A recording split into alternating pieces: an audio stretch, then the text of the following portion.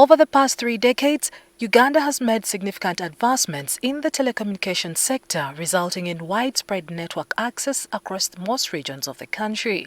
However, there are still areas with less than optimal coverage, often deemed commercially unfeasible by telecom companies for investment in network infrastructure.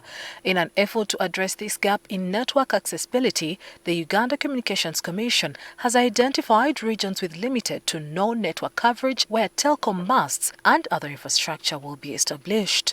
On Tuesday, February 6th, the Minister for Information Communication Technology, Baryomunsi, inaugurated one such site in Agago West Village, Lapano Sub-County, Agago District.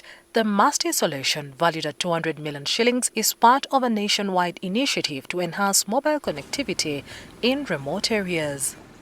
This is a mast which has been constructed by government through UCC. As you know, most of the towers are constructed by the private sector, but there are areas where the private sector doesn't get attracted, and their government has the responsibility of ensuring that people in those communities also get services. And that's why we come in as government through UCC.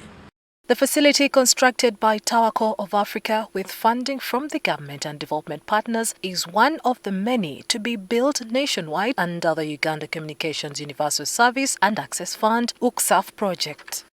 Phase 1, we are having 63 sites. These sites are distributed all over the country, more so in underserved areas. We have a portal, we have a system which identifies these areas which are not attractive to private investors. So we have identified more than 350 sites that should be built in the next 5 years. UCUSAF, formerly known as the Rural Communications Development Fund, was established in 2002. Its primary objective is to improve access and usage of ICTs in underserved areas where telecom companies face challenges in deployment due to low population density and economic activity. So the first phase, like the minister said, we are building 63, and these already government has given us money. We have money put aside for this. We are not looking for the money. We have another second phase where we are going to put up close to 230 in the next 4 years. And we believe by doing this we'd have covered the 10%. As you know, the telecos have an obligation to cover 90% of geographical area, including lakes and forests. That's the new licensing regime. It's an obligation, it's a legal obligation.